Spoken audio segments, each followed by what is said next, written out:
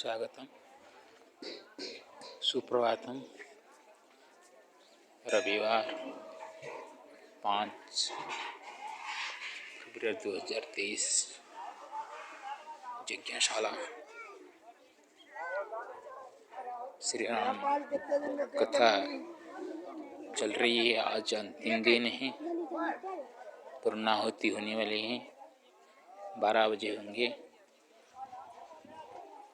अभी 10:30 करीब है। कल प्रवचन सुन रहा था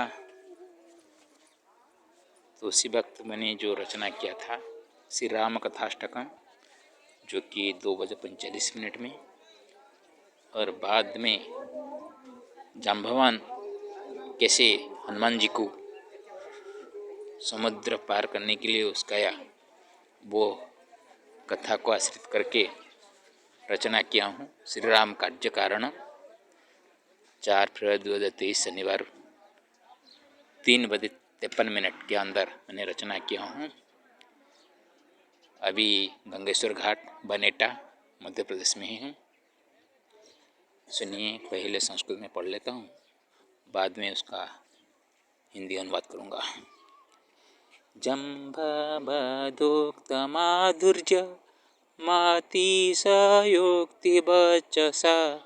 हनुमाथं कथमप्य ग्रोथीतश्चनकारितं श्रीरामकार्यकारेण त्रते जातो महाबली श्रुत्वैव सहसैवासौ छोत्सलितो नगात्ततः मात्राकृतपरिचित्यां प्रश्नेनास्माभिरात्मना नैव कदाप्यत्र तथैवास्तु भगवति विचार्य कार्यकारय सुन्दरी कथा सूक्ष्मरूपधृत्वा स्वौ लङ्कायां प्राविशत् कपि राम नाम सदा सरं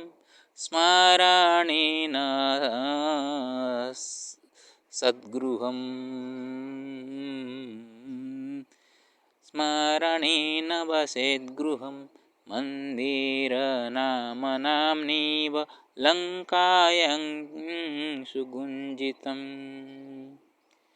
सनातने यदि स्यात् त्रिगृहमध्यनिरन्तरं गौतुलसीतिलकैश्च शोभते जीवनालयं रामनाम्ना भवेदिका सज्जनो दुर्जनाथवा स्मरणेन भवेत् साधु विरोधेन च दुर्जनः 32 जीवेव मम जीवनं विभीषणस्य दुःखार्तं हनुमतेव दर्शितं 14 मासेषु केवलाङ्गुष्ठमपश्यत् रावणस्य च शुभङ्गी सीताशोके यदा स्थिता सनातनमहिळना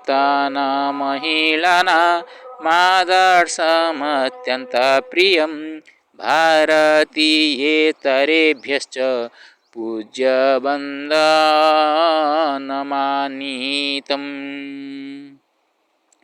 श्री राम कार्य कारणम देखिए। जम्बवदोक्तमाधुर्य मातिशयोक्तिवचसा हनुमन्तं कथमप्यग्रोथितश्चानकारितं। जम्बवान बहुत सारे बातें बताए हनुमान जी को। तुम बलवान हो, ज्ञानवान हो, तुमसे कोई बड़ा पराक्रमशाली नहीं है, तुम उठ के तुम चलो। हाँ, ये राम का कार्य सभी तुम्हारा पास अग्नि का तेज है, पवन जैसा उड़ने की है। बहुत सारे चिकनी चिकनी बातें बताए, उनका बढ़िया बताया।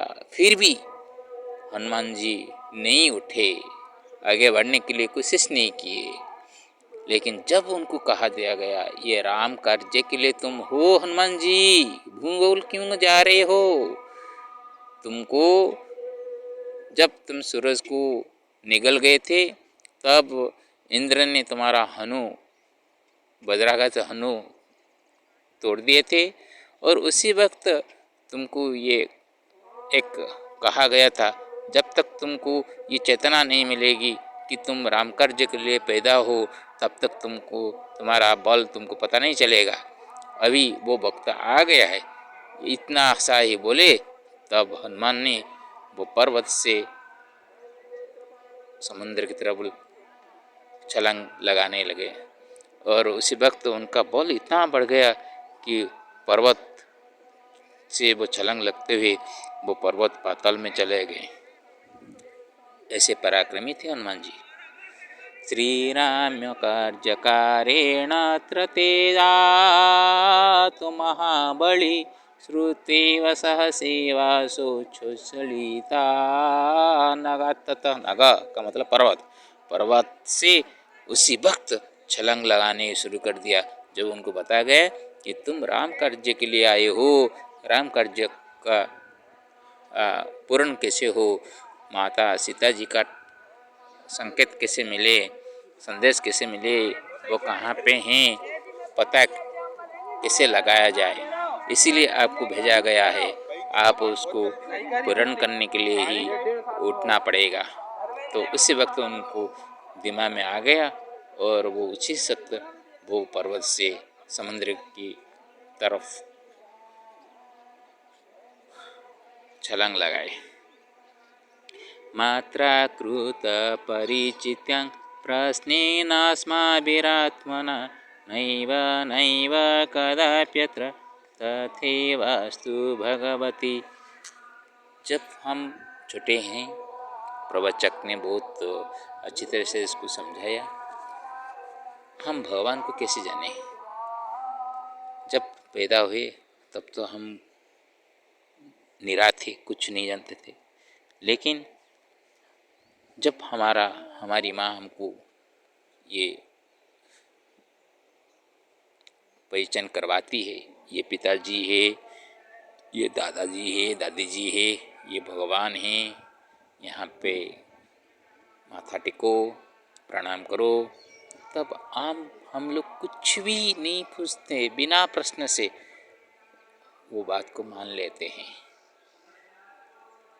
क्योंकि वो सीता जी का अन्वेषण करने के लिए जा रहे थे। तो सीता जी माँ के पास जाए और माँ जो भी बोले उसको हम दिल से ग्रहण कर लेना चाहिए। तो ये बात तो है। उसी तरह भगवान के प्रति हमारा भक्ति होनी चाहिए कि ऐसा क्या है, वैसा क्यों हुआ, ये सभी द्वंद्व मन में न रखकर सभी चीज़ भगवान के चरण में अर्पित कर दे, तब जाके कौन सा सही है और गलत है हमको पता चल जाएगा। विचार्य कार्यकाराय सुंदरी सुंदरी कथा सूक्ष्म रूप धृत्वा सोलंकायं प्राविशत कपिः। देखिए, किष्किंधा और सुंदरकांड में यह अंतर था। किष्किंधा कांड जो काम किया गया है, विचार का कोई अवकाश नहीं था, लेकिन जब वो सुंदरकांड में हर एक जगह में विचार करना पड़ता था। राक्षस को मारना हो या लंका में आग लगाना हो, और उपवन में जाकर पेड़ पौधों को उखाड़ कर फल खाना हो, और लंका प्रवेश करते ही, गड्ढे में प्रवेश करते ही लंकिन को मारना है, ये सभी में पहले विचार करते थे हनुमान और उसके ऊपर कार्य करते थे। तो सुंदरकांड इसलिए सुंदर है कि यहाँ पे विचार करके कार्य किया गया है, इसलिए उसको सुंदरकांड कहा जाता है। सुंदरकांड का महत्व इसमें है कि हर एक चीज़ में विचार करके कार्य करना है, क्योंकि भगवान हनुमान भगवान श्री राम जी का काम करने के लिए निकले थे।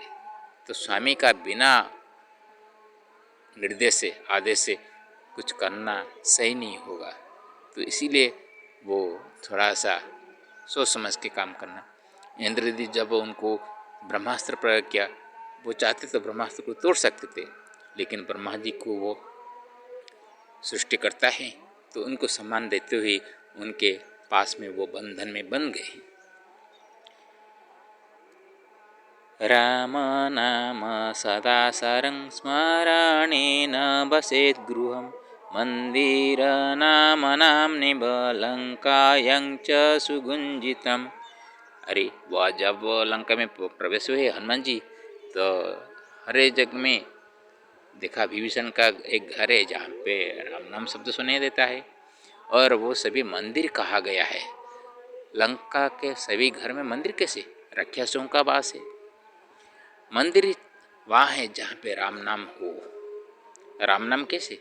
क्योंकि सीता जी जब अशोका वाटिका में हैं तो सबके मन में एक ही है कि राम कैसे आए और सीता को उठा के ले, उनको बचा के ले, उद्धार करके ले। तो राम का दो भी, राम, रावण और मंदोदर, जब राम राम लिखा गया था विभीषण के दीवार में, रावण ने कहा तू लंका में रहकर मेरे शत्रु का नाम गुणगान कर रहा है। विभीषण कैसे है? मैं तो आपका ही गुणगान कर रहा हूँ। कैसे? रा से रावण, म से मंदोदरी, मैं आप और भाभी जी के नाम को ही मैंने सूक्ष्म अवस्था में मैं भजन करता हूँ। और देखिए भगवान भी कैसे हैं। राम नाम जो हुए हैं ना, रावण और मंदोदरी, मंदोदरी की तरह बुद्धिमती कोई भी उसी वक्त संसार में नहीं था।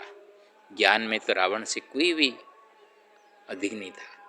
सिर्फ ये सभी अभिशप्त जीवन को यहाँ से संसार से मुक्ति पाने के लिए ये सभी लीलाएं रची गई थी।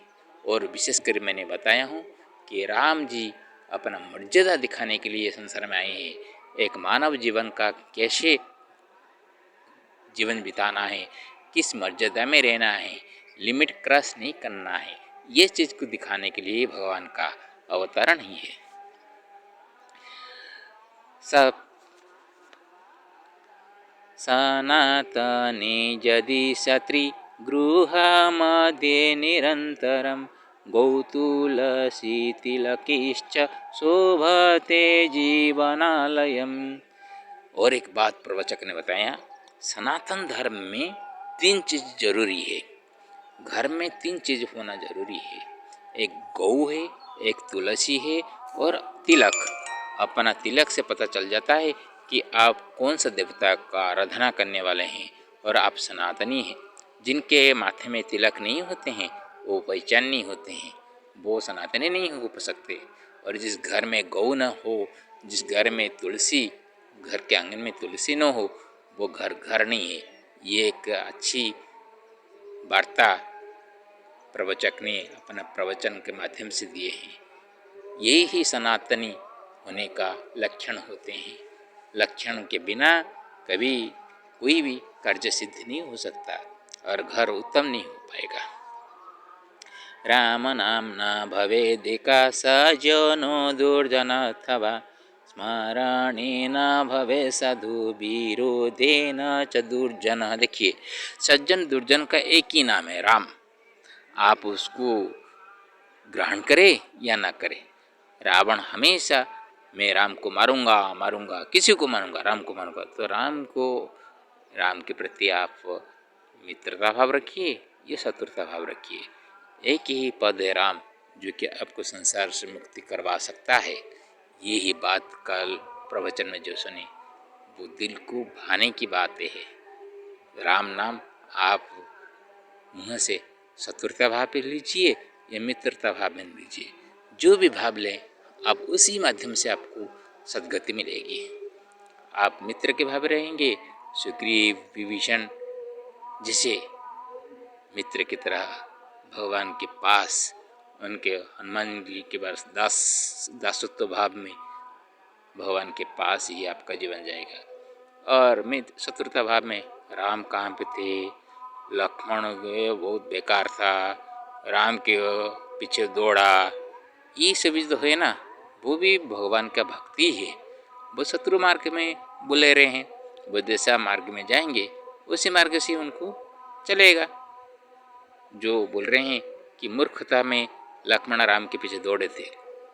तो वो भी अभी माया में जड़ित होकर जो संसार में दौड़ रहे हैं, कभी दौड़ते दौड़ते थक जाएंगे और थक कर जब वो भगवान बुलाएंगे तब तो उनका अंतिम अवस्था आ गया होगा और उससे भी उनका उद्धार हो जाएगा।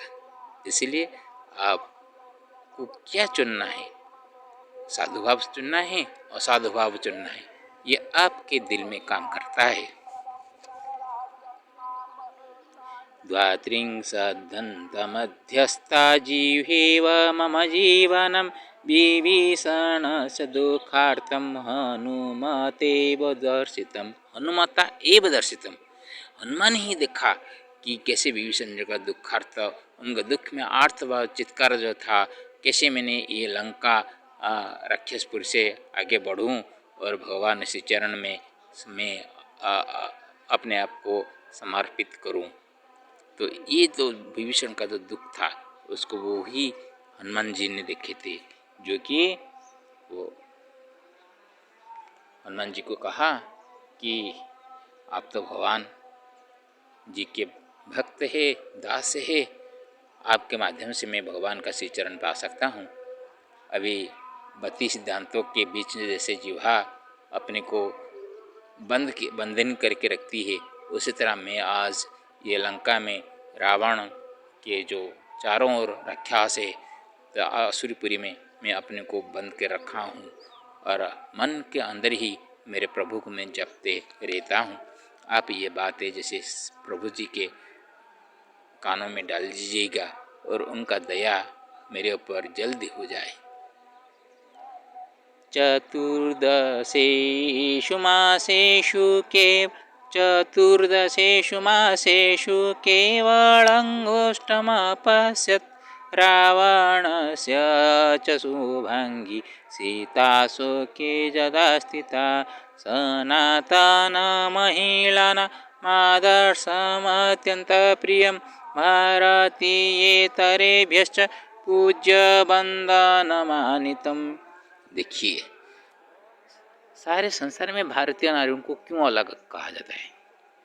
14 महीना वो अशोक वाटिका में सीता जी रहे और बार बार रावण आकर उनको धमका देता था, सब कुछ करता था, डर आता था, लेकिन उसके प्रति उनका दृष्टि नहीं, सिर्फ अंगूठे, पैर के अंगूठे को ही वो देखते थे, क्योंकि नहीं देखेंगे तो अपमान हो जाएगा। एक वीर है, ज्ञानी है, उसको दर्शन नहीं करने से अपमान हो जाएगा उसका।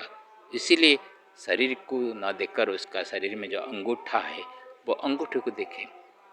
जब कैकेयी ने पूछा आने के बाद कि तुम इतने दिन रुके, रावण कैसा था, थोड़ा सा चित्र करके दिखाओ।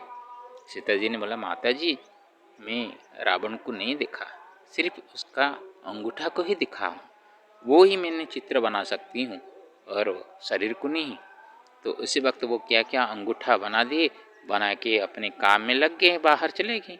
उसी वक्त कैकेयी ने वो इतने उनको चित्र बनाने आता था, वो अंगूठा को देखकर संपूर्ण अवयव कैसे होगा वो कल्पना करके रावण का चित्र बना दिया। उसी वक्त रामचंद्र ने आए, देखे अपने ही कक्षा में रावण का चित्र देखकर वो हैरान हो गए। तो कैकेयी ने फिर बता दी, ना ना ना, वो जानते थे उनके लिए राम वनवास गए, सीता के साथ वनवास गए थे, अभी सीता को भी वनवास करना ही है, तो मैं ही कारण बन जाऊँ। तो इसलिए वो कहा, अरे ये तो चित्र का मैंने संपूर्ण किया हूँ, लेकिन उसका तो पहले तो चित्र का जो आरंभ सीता जी ने की थी अंगूठे के माध्यम से। तो आने पर सीता जी को राम जी ने पूछा, अरे तुम रावण जी का, ना मैं रावण जी का चित्र मुख दर्शन नहीं किया हूँ, सिर्फ अंगूठे ही मैंने। तो उसी वक्त ने रामचंद्र जी को मन में ग्लानि आ गई, वो अंगूठे को देखी का मतलब उसका मतलब कुछ है, वो ग्लानि ही आगे जाकर उनके ऊपर जो लांछन लगाया गया सीता जी के ऊपर, और लोक कल्याण के लिए लोगों का मत को ग्रहण करते हुए भगवान श्री राम ने सीता जी को वनवास का दंड दे दिया। रामचंद्र नहीं चाहते थे, लेकिन सीता जी अपने तौर से कहा कि ये लोक अपवाद से जब तक मैं खरी नहीं उतरूंगी तब तक ये राजमहल में रहना मेरे लिए उचित नहीं है। तो लक्ष्मण जी उनको रथ में बैठा कर लेके वाल्मीकि आश्रम के पहले तमसा नदी के किनारे छोड़ के आ गए। बाद में वाल्मीकि महर्षि ने उनको शरण में लिए और धर्मपुत्री के रूप में उनको पाला, उनका रक्षण भक्षण किए और वहाँ लवाकुश पैदा हुए। देखिए, ये है महिला, भारतीय महिला का जीवन। वो जो भी हो अपने मर्यादा से वो नहीं उतरती हैं और पर पुरुषों का मुखावलोकन करना भी महिलाओं के लिए उचित नहीं है। और ये भारतीय परंपरा है। और किन के साथ किस तरह का बात करना है और कितनी दूरी पर रहकर बात करना, ये भारतीयों को से ही ज्ञान प्राप्त होता है। तो ये भारतीय महिलाओं के लिए विशेषकर सारा पृथ्वी में ये अनोखा है। ये लिमिट क्रॉस नहीं करने का जो लक्षण है वो भारतीयों से ही मिलते हैं। ओम नर्मदे हर, ओम नर्मदे हर, ओम नर्मदे हर। सर्वेषां मंगलम अस्तु।